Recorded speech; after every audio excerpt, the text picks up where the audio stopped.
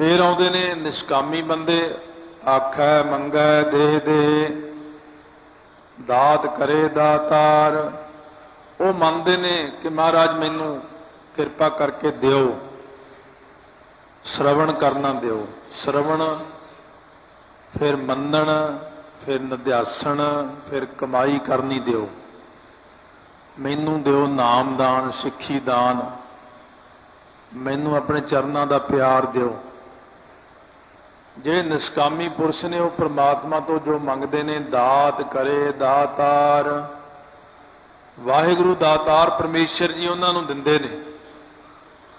श्रवण ज्ञान, मनन ज्ञान, निध्यासन ज्ञान, ये तीन ज्ञान ने। इन्हां दे नाल तीन संशय खत्म हुंदे ने। संशयां दा नाम ही लवांगे अज। संशयां दी व्याख्या किते फिर रस्ते च आ जाएगी हौली हौली। प्रमाणगत संसा, प्रमेयगत संसा। सो इस प्रकार ये जो संशयां दे नाम हुंदे ने, ये संशय बंदे नूं पए ही रहिंदे ने। सहसा जीव मलीन है कि संजम धोता जाए। तो इस प्रकार विपर्जे संसा, ये संशय जिहड़े पए ने, श्रवण ज्ञान, मनन ज्ञान, निध्यासन ज्ञान, फिर ब्रह्म ज्ञान। हुण आपां संगत विच बह के श्रवण ज्ञान लै रहे हैं, फिर आपां इहनूं मनन ज्ञान विच तब्दील करना है। मनन ज्ञान नूं तब्दील करके कमाई जिहड़ी करनी है, निध्यासन करना, फिर प्राप्ति होवेगी। इस करके महाराज कहते ने मेरे को सारे लोग आपो अपनी इच्छा के मुताबिक मंगते ही रहते ने। फेर के अगे रखी है जित दिशा दरबार। जदों उहदा दरबार साध संगत दिखे तो फिर की भेटा अगे रखना करिए, जिस करके परमेश्वर दीयां खुशियां हो जाण साडे ते। इत्थे साध संगत रूपी दरबार है, तो सचखंड विच जे जाइए तो की लैके जाइए नाल, जिस करके उहदी खुशियां होण साडे ते। मुहाओ के बोलण बोली है जित सुन धरे प्यार। हाहे नूं कनौड़ा जिहड़ा है इहदा ध्यान देना। मुहाओ ये अखर जे बोलना, हाहे कनौड़ा, ये अखर इउं भी लिखिया जा सकदा, मम्मे औंकड़ हाहा ते ऊड़े नूं औंकड़ मुहाओ, ये उही कनौड़ा ही बन जांदा। मुहाओ के बोलण बोली है, मूँह विचों की बोली बोलीए जिस करके वो वाहिगुरू सानू प्यार करे। जदों किसी राजे महाराजे नूं किसी ने मिलन जाना हुंदा, पुछदे ने भी वो जे उहदे दरबार विच जाइए राजे दे किहड़ी बोली पसंद करदा है, किहड़ा अखर नहीं बोलना है, किस गल्लों प्यार करता है। इस प्रकार परमेश्वर प्रति भी बेनती की है कि किहड़ी गल्लों प्यार करते हैं, किहड़ी चीज़ नूं पसंद करते हैं। असीं कुछ होर ही लै जाइए तो उन्होंने पसंद ही ना आवे। सो गुरु नानक देव जी कहण लगे, अंमृत वेला सच नाओ। अंमृत वेला जिहड़ी ऐड़े ते टिप्पी लगी, ऐड़े तो टिप्पी भी नहीं हुंदी, कई बार हुंदी नहीं टिप्पी। कई बार लिखिया हुंदा अंमृत सर, सतगुर सतवादी जित नाता कौआ हंस हो है। कई बारी ऐड़े ते टिप्पी नहीं हुंदी तां सीधा ही फिर बोलो अमृत, अमृत वेला। हुण लिखिया अंग, अंग जिहड़ी अंग की आवाज़ है ना, अंग कंग सै भंग नमस्तंग, ये टिप्पी की आवाज़ है सारी। अंमृत वेला जिहड़ा मृत्यु तो रहत वेला है, जिहड़ा अमृत वेला है, उस वेले दे विच बैठ के अकाल पुरख दे सच्चे नाम नूं जपो। अमृत वेले विच बैठ के जपो। अपनी नींद नूं हराम कर दिओ, नींद नूं खत्म कर दिओ। 24 घंटियां विचों 12 तो 4 बजे तक एक अमृत वेला बनता है। ਜਦੋਂ कि अज की दुनिया सौंदी हुई इसे टाइम है 12 तो लैके 6 बजे तक, आम लोग 5 बजे तक, 7 बजे तक, अमृत वेले लोग सुत्ते पे होंगे ने। ते जदों कि आम समा जिहड़ा नहीं चाहिदा परमेश्वर नूं उस समय में सब जागते हैं। सो महाराज कहते हैं जिहड़ा अमृत वेला है, पहले नंबर का अमृत वेला अमृत वेले उठना है। ये जिहड़ा मनुखा जन्म मिलिया होया आपां नूं, ये भी अमृत वेला है। बाकी दियां जूनियां अमृत वेला गिणियां नहीं जांदियां। ये जिहड़ा किशोर अवस्था हुंदी बच्चे दी, ये भी अमृत वेला। जिवें राम जपो जी ऐसे ऐसे, ध्रुव प्रहलाद जप्यो हर जैसे।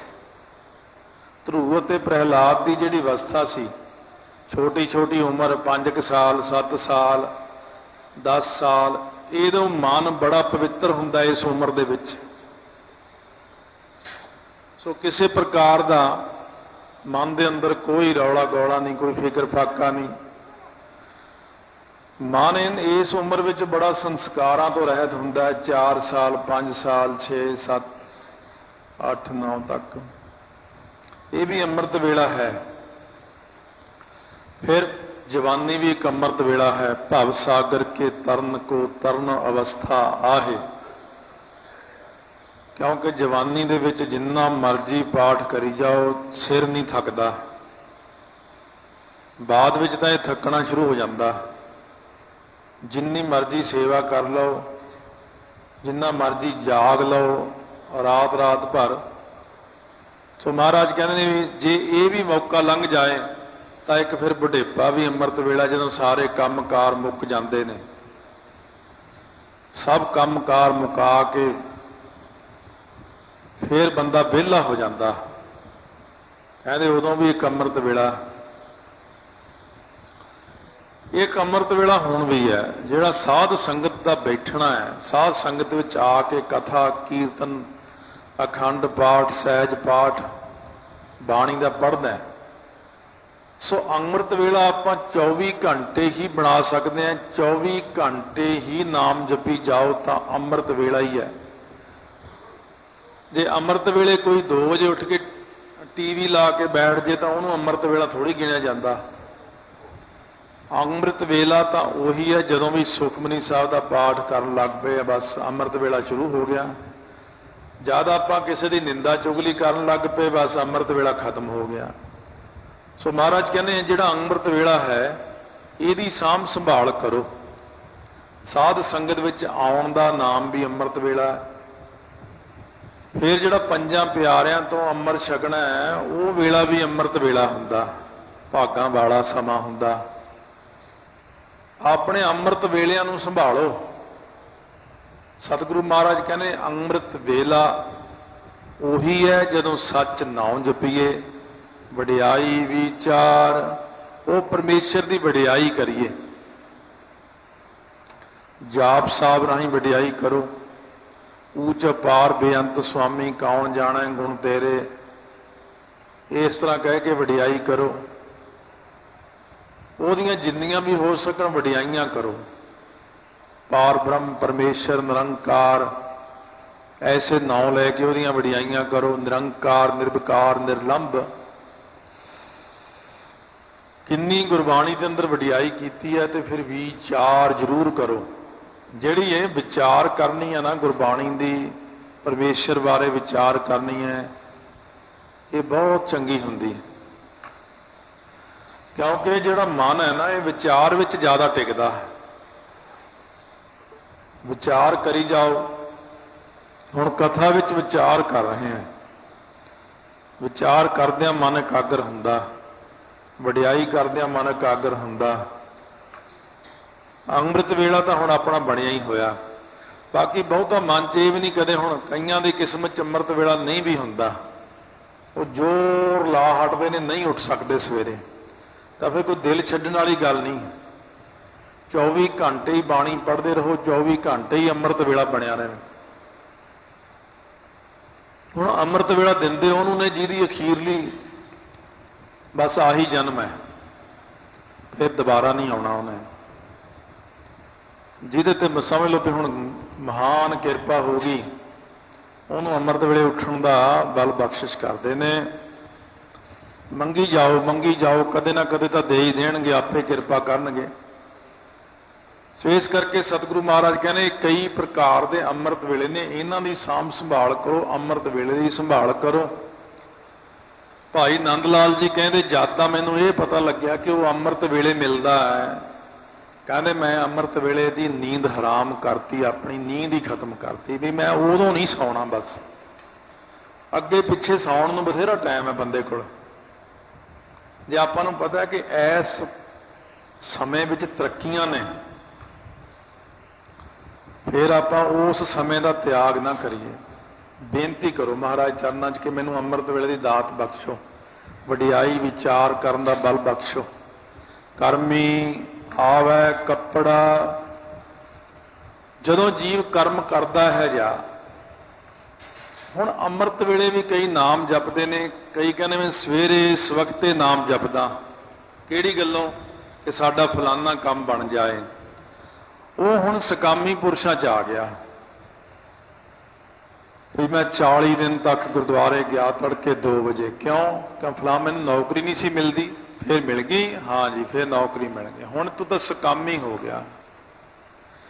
ਮਹਾਰਾਜ ਕਹਿੰਦੇ ਜਿਹੜਾ ਬੰਦਾ ਕਰਮੀ ਸਕਾਮ ਕਰਮੀ ਹੈ ਨਾ, ਕਰਮ ਸਕਾਮ ਕਰਦਾ ਹੈ, ਆਵੈ ਕੱਪੜਾ, ਉਹਨੂੰ ਬਾਰ-ਬਾਰ ਦੇਹੀ ਰੂਪੀ ਕੱਪੜਾ ਮਿਲਦਾ ਹੈ ਸਕਾਮ ਕਰਮ ਕਰਨ ਦੇ ਨਾਲ। ਜੇ ਹੋ ਜਾਏ ਨਦਰ, ਕਈ ਵਾਰ ਉਹਦੀ ਨਦਰ ਵੀ ਹੋ ਜਾਂਦੀ ਹੈ ਵਾਹਿਗੁਰੂ ਦੀ, ਕਈ ਵਾਰ ਸਕਾਮੀਆਂ ਉੱਤੇ ਵੀ ਕਿਰਪਾ ਕਰ ਦਿੰਦਾ ਹੈ। ਸੋ ਇਸ ਕਰਕੇ ਮਹਾਰਾਜ ਕਹਿੰਦੇ ਜੇ ਸਕਾਮੀ ਦੇ ਉੱਤੇ ਕਿਰਪਾ ਹੋ ਜਾਏ, ਕਲਿਆਣ ਤਾਂ ਨਹੀਂ ਹੁੰਦੀ ਸਕਾਮੀ ਬੰਦੇ ਦੀ, ਕਿਉਂਕਿ ਉਹਦੀਆਂ ਵਾਸ਼ਨਾਵਾਂ ਉਹਦੀ ਕਲਿਆਣ ਨਹੀਂ ਹੋਣ ਦਿੰਦੀਆਂ, ਉਹਨੂੰ ਬਾਰ-ਬਾਰ ਮਨੁੱਖਾ ਦੇਹੀ ਮਿਲ ਜਾਂਦੀ ਹੈ। ਪਿਛਲੇ ਜਨਮ ਦੇ ਕੰਮ ਹੁਣ ਪੂਰੇ ਕਰ ਰਿਹਾ, ਹੁਣ ਵੀ ਨਹੀਂ ਸੋਝੀ ਆਈ ਤਾਂ ਫਿਰ ਜਨਮ ਮਿਲ ਜਾਣਾ। ਮਹਾਰਾਜ 10ਵੇਂ ਪਾਤਸ਼ਾਹ ਨੂੰ ਗੁਰਸਿੱਖ ਬੇਨਤੀ ਕਰਦੇ, ਮਹਾਰਾਜ ਆਪ ਜੀ ਕਹਿੰਦੇ ਅੰਮ੍ਰਿਤ ਛਕ ਕੇ ਮੁਕਤੀ ਹੋ ਜਾਂਦੀ ਹੈ। ਮਹਾਰਾਜ ਸਭ ਦੀ ਮੁਕਤੀ ਹੋ ਜਾਂਦੀ ਹੈ। ਮਹਾਰਾਜ ਕਹਿੰਦੇ ਨਹੀਂ, ਜਦੋਂ ਅੰਮ੍ਰਿਤ ਛਕ ਲੈਂਦਾ ਰੋਟੀ ਬਣਾਉਣੀ ਪੈਂਦੀ ਆ, ਜਾਂ ਮੰਗਣ ਜਾਣਾ ਪੈਂਦਾ, ਜਾਂ ਕਿਵੇਂ ਕਰਨਾ ਪੈਂਦਾ, ਅੱਕ ਜੇ, ਫਿਰ ਉਹ ਸੋਚਦਾ ਇਹ ਨਾਲ ਤਾਂ ਗ੍ਰਸਤੀ ਚੰਗਾ ਸੀ ਮੈਂ। ਕਹਿੰਦੇ ਫਿਰ ਉਸ ਤੋਂ ਅਗਲੇ ਜਨਮ ਮੈਂ ਉਹਨੂੰ ਗ੍ਰਸਤੀ ਬਣਾ ਦਿੰਦਾ। ਜਦੋਂ ਤੱਕ ਇਹਦੀਆਂ ਵਾਸ਼ਨਾਵਾਂ ਨੇ ਉਦੋਂ ਤੱਕ ਮੈਂ ਇਹਨੂੰ ਜਨਮ ਦਿੰਦਾ ਰਹਿੰਦਾ। ਸੱਚਖੰਡ 'ਚ ਤਾਂ ਬਿਨਾਂ ਵਾਸ਼ਨਾ ਤੋਂ ਜਾਇਆ ਜਾ ਸਕਦਾ। ਫਿਰ ਕਹਿੰਦੇ ਇੱਕ ਜਨਮ ਇਹ ਸਿੱਖ ਦਾ ਐਸਾ ਵੀ ਆਉਂਦਾ ਹੈ, 3-4 ਜਨਮ ਲੰਘ ਜਾਂਦੇ ਨੇ ਇਸ ਤਰ੍ਹਾਂ ਹੀ। ਕਹਿੰਦੇ ਫਿਰ ਇੱਕ ਜਨਮ ਐਸਾ ਵੀ ਆਉਂਦਾ ਹੈ ਜਦੋਂ ਇਹਦੀ ਕੋਈ ਇੱਛਾ ਨਹੀਂ ਹੁੰਦੀ, ਜਦੋਂ ਇਹਨੂੰ ਇਹ ਸਮਝ ਪੈ ਜਾਂਦੀ ਹੈ ਕਿ ਇਹ ਰਾਜ ਵੀ ਨਾਸਵੰਤ ਹੈ, ਇਹ ਗ੍ਰਸਥ ਵੀ ਨਾਸਵੰਤ ਹੈ, ਇਹ ਪਦਾਰਥ ਵੀ ਨਾਸਵੰਤ ਨੇ। ਫਿਰ ਉਦੋਂ ਜਦੋਂ ਇਸ ਪੰਗਤੀ ਉੱਤੇ ਆਪਣੇ ਮਨ ਨੂੰ ਲਿਆ ਕੇ ਪੱਕਾ ਕਰ ਲੈਂਦਾ ਹੈ, ਰਾਜ ਨਾ ਚਾਹੋਂ ਮੁਕਤ ਨਾ ਚਾਹੋਂ ਮਨ ਪ੍ਰੀਤ ਚਰਨ ਕਮਲਾਰੇ। ਮਹਾਰਾਜ ਕਹਿੰਦੇ ਫੇਰ ਅਸੀਂ ਇਹਨੂੰ ਜਾ ਕੇ ਤਾਰ ਦਿੰਦੇ ਹਾਂ। ਇਹਨਾਂ ਦੇ ਪਿਛਲੇ ਸੰਕਲਪ ਹੀ ਹੁੰਦੇ।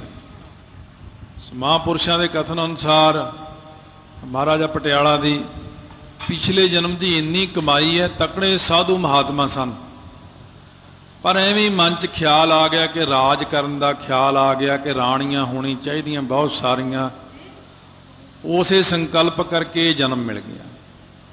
ਨਹੀਂ ਤਾਂ ਕਿਤੇ ਮਾੜਾ ਜਿਹਾ ਇੱਧਰ ਨੂੰ ਸੰਕਲਪ ਘੁੰਮ ਜਾਂਦਾ ਪਰਮੇਸ਼ਰ ਵੱਲ ਨੂੰ, ਬਾ ਕਲਿਆਣ ਹੋ ਜਾਣੀ ਸੀ। ਹੁਣ ਸੰਕਲਪ ਹੋ ਗਿਆ ਐਸਾ ਪਿਛਲੇ ਜਨਮ ਦਾ, ਉਹਦੇ ਕਰਕੇ ਹੀ ਤਾਂ ਇਹ ਰਾਜ ਘਰਾਣੇ ਵਿੱਚ ਆਏ, ਇੰਨੀਆਂ ਰਾਣੀਆਂ ਰੱਖੀਆਂ। ਉਹ ਸੰਕਲਪ ਭਗਤੀ ਬਹੁਤ ਸੀ ਨਾ, ਪ੍ਰਤਾਪ ਬਹੁਤ ਜ਼ਿਆਦਾ ਸੀ। ਪ੍ਰਤਾਪ ਤਾਂ ਉਹਨਾਂ ਦਾ ਹੁਣ ਵੀ ਘੱਟ ਨਹੀਂ ਸੀਗਾ, ਪਰ ਉਹ ਭਗਤੀ ਸਾਰੀ ਤਪੋਂ ਰਾਜ ਤੇ ਰਾਜੋਂ ਨਰਕ ਵਾਲਾ ਕੰਮ ਬਣਾ ਲਿਆ। ਪਰ ਫਿਰ ਵੀ ਮਹਾਤਮਾ ਜਨ ਉਹਨਾਂ ਦਾ ਸਤਿਕਾਰ ਕਰਦੇ ਸੀ। ਕਿਉਂਕਿ ਉਹ ਕਹਿੰਦੇ ਇਹ ਪਿਛਲੇ ਜਨਮ ਦਾ ਸਾਡਾ ਸਾਥੀ ਹੈ, ਬਹੁਤ ਕਮਾਈ ਹੈ ਇਹਦੀ। ਇਸ ਕਰਕੇ ਸਤਿਗੁਰੂ ਕਹਿੰਦੇ ਨੇ ਜਿਹਨੇ ਸਕਾਮ ਕਰਮ ਕਰਨਾ ਨਾ, ਇਹਦੇ ਨਾਲ ਕਲਿਆਣ ਨਹੀਂ ਹੁੰਦੀ। ਫਿਰ ਨਦਰੀ ਮੋਖ ਦੁਆਰ, ਨਦਰੀ ਅਕਾਲ ਪੁਰਖ ਵਾਹਿਗੁਰੂ ਜੇ ਨਦਰ ਕਰ ਦੇਵੇ ਆਪਣੀ, ਮੋਖ ਦੁਆਰ ਆ ਜਿਹੜਾ ਦੁਆਰਿਆਂ 9 ਦਰਬਾਰਿਆਂ ਵਾਲਾ ਸਰੀਰ ਹੈ ਇਹਦੇ ਤੋਂ ਮੋਖ ਹੋ ਜਾਂਦੀ, ਫਿਰ ਇਹਦੇ ਤੋਂ ਮੁਕਤੀ ਮਿਲ ਜਾਂਦੀ ਹੈ। ਦੁਆਰ ਜਿਹੜਾ ਸੰਸਾਰ ਹੈ ਇਹਦੇ ਤੋਂ ਕਲਿਆਣ ਹੋ ਜਾਂਦੀ ਜੀਵ ਦੀ। ਫਿਰ ਮਹਾਰਾਜ ਕਹਿੰਦੇ ਜਿਹੜੇ ਨਿਸ਼ਕਾਮ ਕਰਮੀ ਪੁਰਸ਼ ਨੇ ਉਹਨਾਂ ਦਾ ਦੇਖ ਲਓ ਵੀ ਕਰਮੀ ਆਵੈ ਕੱਪੜਾ ਨਿਸ਼ਕਾਮ ਕਰਮ ਕਰੀ ਜਾਂਦਾ। ਮਹਾਰਾਜ ਤੀਸਰੇ ਪਾਤਸ਼ਾਹ ਨੇ ਨਿਸ਼ਕਾਮ ਸੇਵਾ ਕੀਤੀ 12 ਸਾਲ, ਕੋਈ ਇੱਛਾ ਨਹੀਂ ਹੈ, ਕਰਕੇ ਦਿਖਾਈ ਆਪਾਂ ਨੂੰ। ਜਿਨ੍ਹਾਂ ਜਿਨ੍ਹਾਂ ਨੇ ਨਿਸ਼ਕਾਮ ਹੋ ਕੇ ਸੇਵਾ ਕੀਤੀ ਹੈ, ਕਰਮੀ ਆਵੈ ਕੱਪੜਾ, ਉਹਨਾਂ ਨੂੰ ਕੱਪੜਾ ਕਿਹੜਾ ਮਿਲਦਾ? ਪ੍ਰੇਮ ਪਟੋਲਾ ਤੈ ਸਹਿ ਦਿੱਤਾ ਢੱਕਣ ਕੂ ਪਤ ਮੇਰੀ, ਦਾਨਾ ਬੀਨਾ ਸਾਈ ਮੈਂਡਾ ਨਾਨਕ ਸਾਰ ਨਾ ਜਾਣਾ ਤੇਰੀ। ਉਹਨਾਂ ਨੂੰ ਪ੍ਰੇਮ ਰੂਪੀ ਕੱਪੜਾ ਦਿੰਦਾ ਹੈ।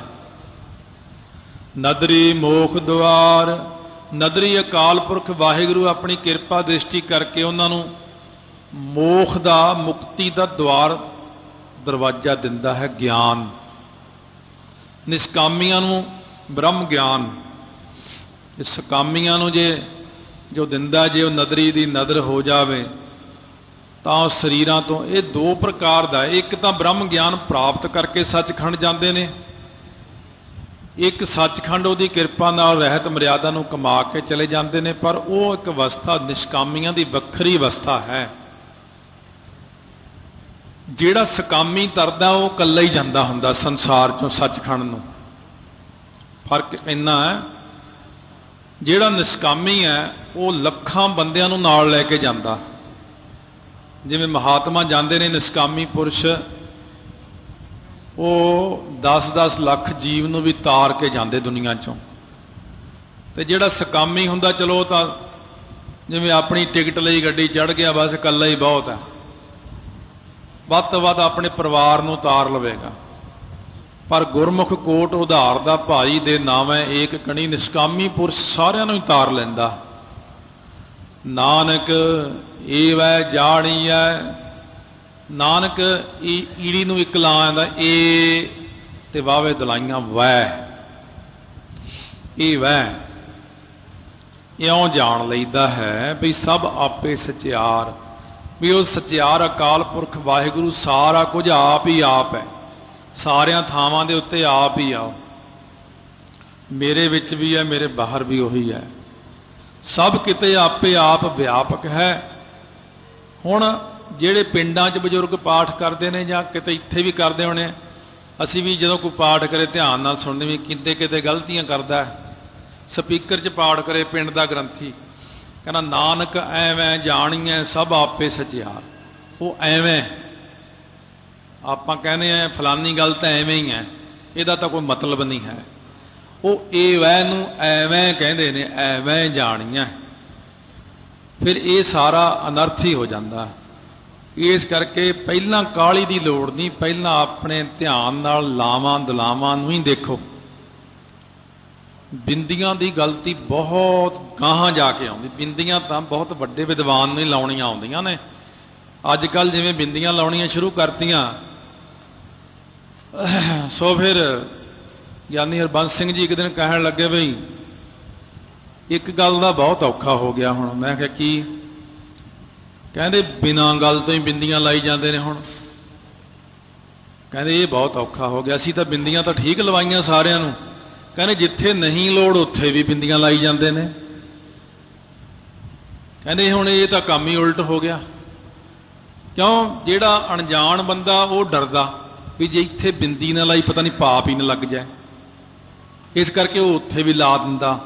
ਜਿੱਥੇ ਨਹੀਂ ਵੀ ਲੋੜ ਉੱਥੇ ਵੀ ਬਿੰਦੀ ਲਾ ਦਿੰਦਾ। ਇਸ ਕਰਕੇ ਉਹ ਬਹੁਤ ਬਿੰਦੀਆਂ ਲਾਉਣ ਕਰਕੇ ਜਿਹੜਾ ਅਨਰਥ ਹੀ ਸ਼ੁਰੂ ਹੋ ਗਿਆ। ਇਸ ਕਰਕੇ ਇੰਨੀ ਕੁ ਬੇਨਤੀ ਹੈ ਕਿ ਬਿੰਦੀਆਂ ਦਾ ਤਾਂ ਕੰਮ ਬਹੁਤ ਡੂੰਘਾ ਹੈ, ਇਹ ਸਧਾਰਨ ਬੰਦੇ ਦੇ ਕੰਮ ਬਸ ਦੀ ਗੱਲ ਨਹੀਂ ਹੈ। ਬਸ ਸਾਧ ਸੰਗਤ ਦਾ ਤਾਂ ਇੰਨਾ ਕੰਮ ਜ਼ਰੂਰ ਹੈ ਕਿ ਲਾਵਾਂ ਦੁਲਾਵਾਂ ਔਂਕੜ ਦਲੈਂਕੜ ਸਿਹਾਰੀ ਬਿਹਾਰੀ ਦਾ ਖਾਸ ਕਰਕੇ ਧਿਆਨ ਰੱਖੋ। ਬਾਕੀ ਬਿੰਦੀ ਦਾ ਗਿਆਨ ਤਾਂ ਆਪੇ ਹੀ ਹੋ ਜਾਣਾ ਹੌਲੀ ਹੌਲੀ ਵੀ ਇਹ ਕਿੱਥੇ ਕੁ ਲੋੜ ਹੈ। ਬਹੁਤ ਜ਼ਿਆਦਾ ਜ਼ਰੂਰਤ ਪਵੇ ਤਾਂ ਲੱਗਦੀ ਹੈ।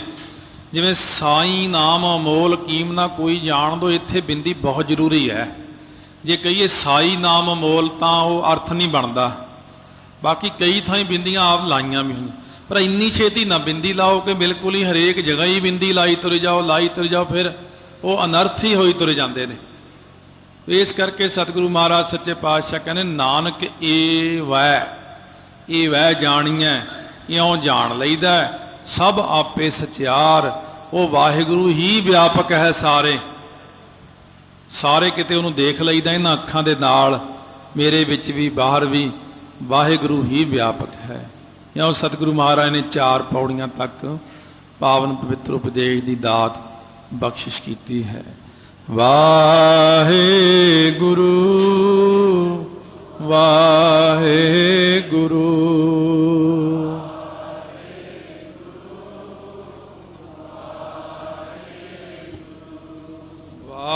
वाहेगुरु वाहेगुरु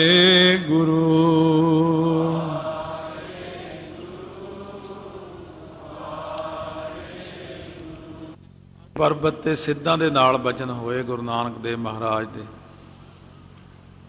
बहुत सारे लोग मानते सुमेर पर्बत है ही नहीं। सुमेर पर्बत तो है पर तुहाडी निगाह नहीं है। सुमेर पर्बत तो हैगा, वो तो हुण भी है। हुण की करिए, तुहाडी कमाई नहीं है इन्नी, इस करके वो कई चीज़ां जिहड़ियां नज़र नहीं आउंदियां।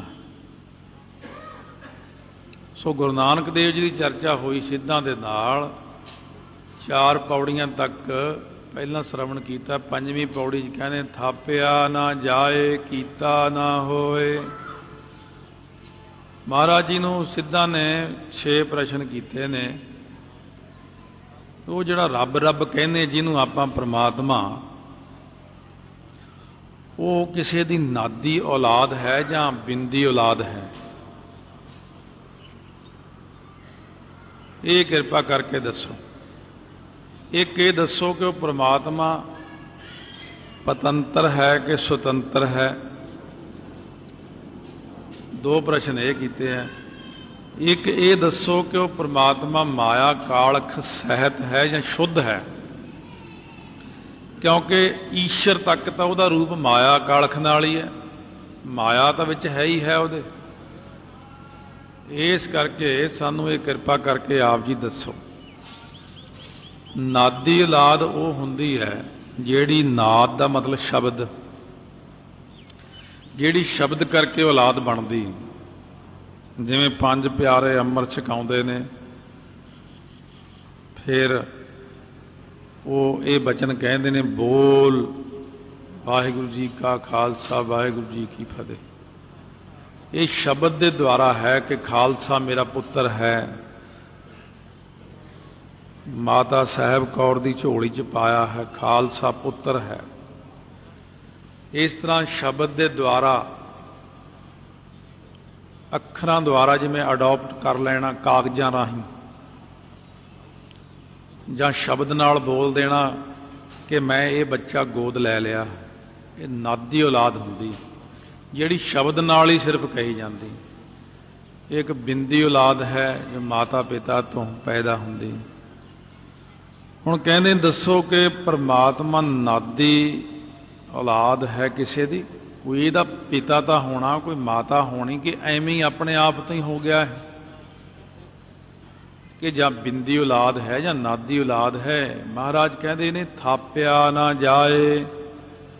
सतगुरु कहने देखो जिवें कोई राजा अपने पुत्र नूं अगे गद्दी ते थापदा है, जां उत्तराधिकारी कोई होर थापदा है, कोई संत महात्मा अगे अपने चेले नूं थापदा है।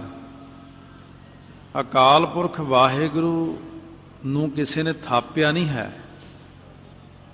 जे तुसीं कहो उहनूं किसी ने थाप दिता गद्दी ते, उदों पहलां एक होर रब हुंदा सी, ਉਹਦੀ ਥਾਂ ਤੇ ਇਹ बैठ गया, फिर ਇਹਨੂੰ रब कहण लग गए। जिवें राजा जनक है, जिवें भगत फरीद है, उन्हां दी गद्दियां चलदियां ने भी इसे तरह का ही कोई ये रब होना भी पहला ਇਹਦਾ बाप होना, फिर ਉਹਦਾ बाप होना, फिर ਉਹਦਾ बाप होना, फिर ਉਹਦਾ बाप होना। महाराज कहने ना, इस तरह नहीं है। थापिया ना जाए। ਉਹ ਪ੍ਰਮਾਤਮਾ ਕਿਸੇ ਤੋਂ ਥਾਪਿਆ ਨਹੀਂ ਜਾਣ ਵਾਲਾ ਹੈ, ਉਹਨੂੰ ਕੋਈ ਥਾਪ ਨਹੀਂ ਸਕਦਾ ਹੈ। ਉਹ ਸਭ ਨੂੰ ਥਾਪਣ ਵਾਲਾ ਹੈ, ਪਰ ਉਹਨੂੰ ਥਾਪਣ ਵਾਲਾ ਕੋਈ ਨਹੀਂ ਹੈ। ਨਾ ਉਹਦਾ ਕੋਈ ਮਾਂ, ਨਾ ਬਾਪ, ਨਾ ਤਾਤਾ, ਨਾ ਮਾਤਾ, ਨਾ ਜਾਤਾ, ਨਾ ਪਾਤਾ, ਨਿਰਸਾਕੰ ਸ਼ਰੀਕ ਹੈ, ਅਮਿਤੋ ਅਮੀਕ ਹੈ, ਸदैवं ਪ੍ਰਭਾ ਹੈ, ਅਜਾ ਹੈ, ਅਜਾ ਹੈ। ਇਸ ਕਰਕੇ ਥਾਪੇ ਜਾਣ ਤੋਂ ਬਾਹਰ ਹੈ ਵਾਹਿਗੁਰੂ। ਕੀਤਾ ਨਾ ਹੋਏ, ਇਹ ਤਾਂ ਹੋ ਗਿਆ, ਫਿਰ ਵੀ ਥਾਪਿਆ ਨਹੀਂ ਜਾਂਦਾ ਕਿਸੇ ਤੋਂ। ਇਸ ਕਰਕੇ ਉਹ ਅਕਾਲ ਪੁਰਖ ਵਾਹਿਗੁਰੂ, ਇਹ ਤਾਂ ਪਤਾ ਲੱਗ ਗਿਆ ਵੀ ਕਿਸੇ ਦਾ ਥਾਪਿਆ ਨਹੀਂ। ਪਰ ਮਾਤਾ ਪਿਤਾ ਬਾਰੇ ਕੀ ਵਿਚਾਰ ਹੈ? ਕਹਿੰਦੇ ਕੀਤਾ ਨਾ ਹੋਏ। ਜਿਵੇਂ ਪੈਦਾ ਕੀਤਾ ਹੈ ਮਾਂ ਬਾਪ ਨੇ ਬਾਲਕ ਨੂੰ, ਉਹ ਕਿਸੇ ਦਾ ਪੈਦਾ ਕੀਤਾ ਹੋਇਆ ਨਹੀਂ ਹੈ। ਉਹ ਕਿਸੇ ਦੀ ਨਾਦੀ ਔਲਾਦ ਨਹੀਂ ਹੈ ਕਿ ਕਿਸੇ ਨੇ ਉਹਨੂੰ ਅੱਗੇ ਚੇਲਾ ਥਾਪਿਆ ਆਪਣਾ ਤੇ ਇਹ ਕਹਿਤਾ ਕਿ ਮੈਂ ਅੱਜ ਤੋਂ ਆਪਣਾ ਚੇਲਾ ਪੁੱਤਰ ਕੁਛ ਥਾਪਦਾ ਹਾਂ ਤੈਨੂੰ। ਸੋ ਇਸ ਕਰਕੇ ਉਸ ਵਾਹਿਗੁਰੂ ਨੂੰ ਕਿਸੇ ਨੇ ਨਹੀਂ ਕੀਤਾ ਹੈ ਪੈਦਾ, ਕਿਸੇ ਨੇ ਨਹੀਂ ਉਹਨੂੰ ਆਪਣੀ ਨਾਦੀ ਔਲਾਦ ਬਣਾਇਆ, ਕਿਸੇ ਨੇ ਉਹਨੂੰ ਬਿੰਦੀ ਔਲਾਦ ਬਣਾਇਆ। ਇਸ ਕਰਕੇ ਨਾ ਉਹ ਨਾਦੀ ਹੈ ਨਾ ਬਿੰਦੀ ਹੈ।